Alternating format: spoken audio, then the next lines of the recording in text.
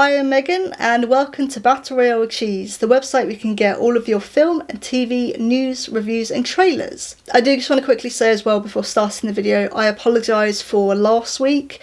If you didn't see the community post that I put up, I wasn't very well, so I did catch this particular film that I'm going to do the video on a couple of weeks ago, but I haven't had a chance to film or edit because again, I've been unwell, so I do apologise for that. So you're going to be getting it now. In a Violent Nature is a slasher film entirely from the perspective of the slasher. When someone steals a necklace from a grave, Johnny rises up from the grave and vows to reclaim it, killing anyone in his way. So I'm glad I actually finally got to catch this film in cinemas because I think it's a really unique concept. Obviously I know that we have the found footage genre and we've also got the POV film Hardcore Henry, which is a first person film, but this is the first time I've actually seen it where a slasher film just follows the killer and the killer only.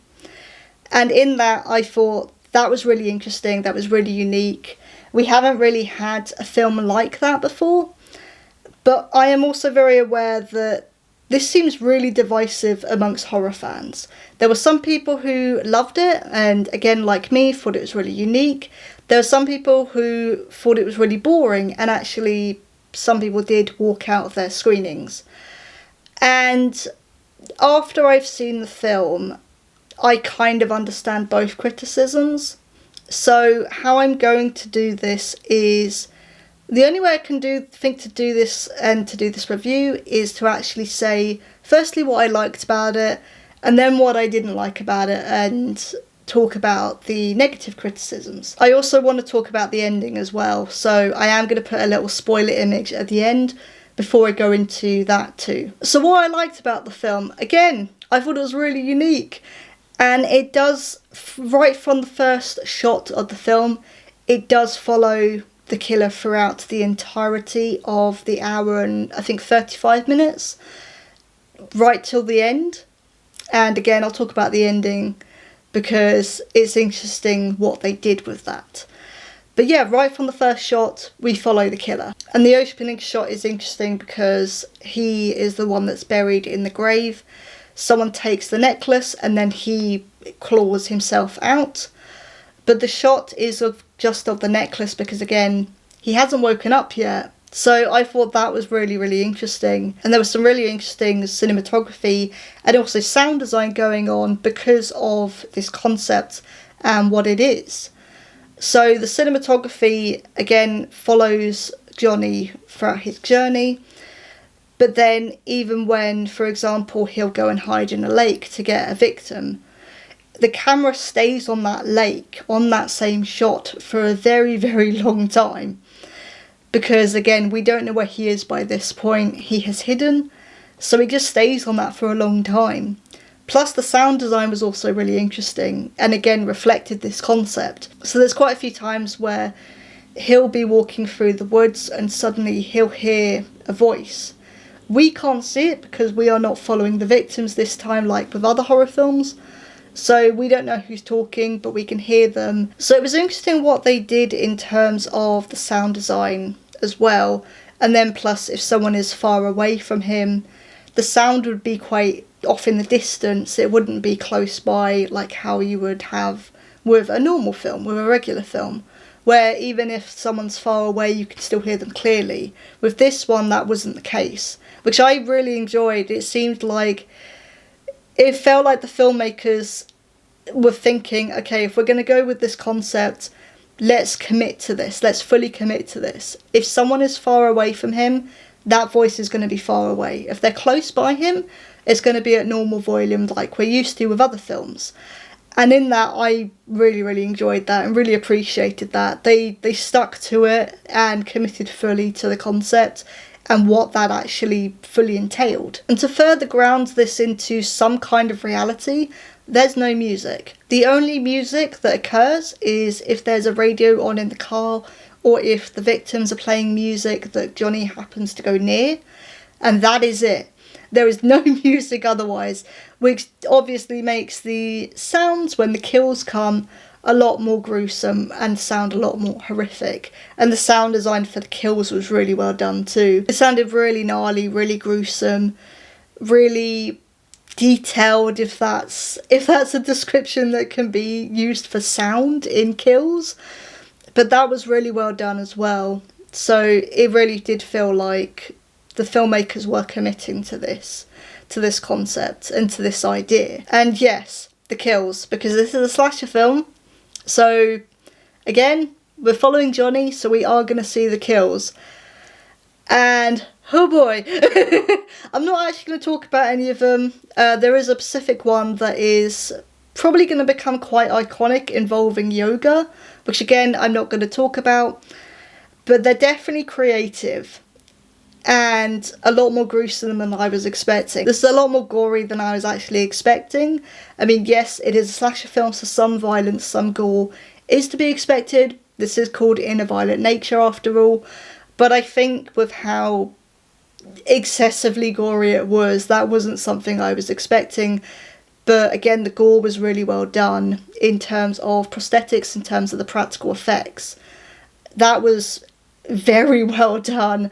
And a couple of times I even squirmed in my seat, which isn't something I often do with me being a gory horror fan. It's not something I usually do. But this was one of those films that made me do that. So I applaud you, In a Violent Nature. It also wears its 80s inspiration on its sleeve. So this is very much inspired by films like Friday the 13th, Halloween. It definitely wears those inspirations on its sleeve, from the firefighter style mask that Johnny wears, to him being completely silent, to the cheesy dialogue that the characters say. It doesn't really matter what the characters' names are. We never get introduced to them properly. The dialogue doesn't really matter, because that's not the point of what this film is trying to do. So I didn't really mind that too much. Sometimes I find it where cheesy dialogue is a thing that can be a bit annoying, but in this case it actually worked. It made sense. The characters and their dialogue and what they are talking about in terms of what the victims are talking about, that doesn't really matter here. What matters is, what is Johnny doing, what's going to do next, how is he going to execute his next kill. And some of the ways he does that was actually really clever. There's one involving a car alarm, which I was like, okay, I like that. It explains how some killers actually catch up to a victim in a film where it seems that they were really far away previously. It actually makes a lot of sense. And it's just something I really appreciate. They took this sort of slasher concept and also said, okay, we're gonna actually give you some answers into how these fictional slashers actually execute their plans and execute their kills. So it was clever. However, let's talk about the negative criticism, because I do also understand it on that level as well. Like I've been saying quite a few times in this video, this is a film that is entirely from the perspective of the slasher. That does mean that in this hour and 35 minutes, half of this film is going to be Johnny walking around the woods quietly to find his next victim. And that is something that you do need to understand when going into this film, is that this is usually stuff we don't get to see in films like Halloween, Friday the 13th, You're Next. This isn't a detail that we usually get to see. So that is something to be aware of, is that actually, because it is following the killer, you are going to be following the killer as he walks through the woods, as he finds his next victim, as he stops or whatever, as he gets distracted, or if he goes somewhere else to plant something somewhere. There's a very interesting scene involving a police station, which again I won't talk about, but that's another example where he goes out of his way to go to another location and then goes back to the woods to find his next victim. But half of this film is probably those type of scenes.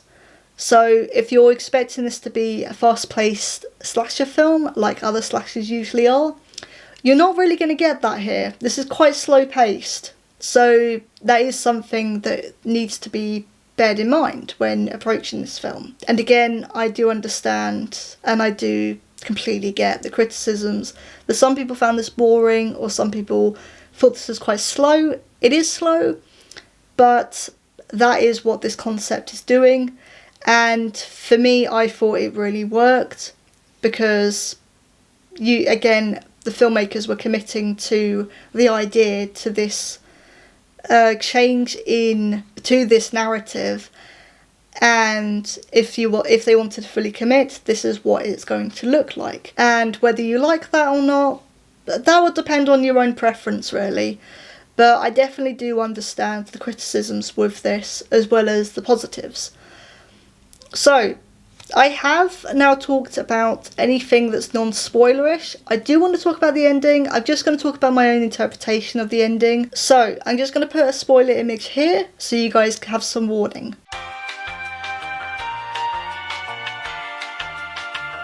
Okay, so I just want to give my quick interpretation of what I thought the ending was, because there have been a lot of people who are confused by the ending, who don't really understand it. And I kind of just wanted to give my thoughts on what the ending meant. So the ending is your typical Texas Chainsaw Massacre ending. The final girl returns the necklace to Johnny, and Johnny suddenly stops following her. But she doesn't realise this as she continues running through the woods. She thinks she gets lost, and then she finds a main road. And someone stops for her and picks her up and, essentially says, we're going to get you to the nearest hospital. So, from that point onwards, it now follows the victim, which I thought was really interesting for a number of reasons. It was a nice sort of change of direction to make us feel on edge, because even the victim is looking around still, trying to see if Johnny's still following her. She doesn't know. They're the only ones on the road. She doesn't know if she is still safe just because she's with someone else and they're driving off. And the perspective changing makes us feel on edge, because it makes it seem like, well, Johnny's still following. Johnny's still there, he's still watching, he's still following. And he's going to find her. And even at the very end, where the driver stops and says, I need to stop the bleeding on your wound, on your leg, so we're just going to stop for a second and I'll bandage it up. And the victim pleads like, no, let's just keep going, let's keep going. And the driver says, no, we're going to do this now, because this is urgent. And the last few, I reckon about 30 seconds of the film, 30 seconds of the film, is the victim looking out into the woods as the other person is bandaging up their wound. And she's just looking out into the woods. There's nothing there. Or so we think.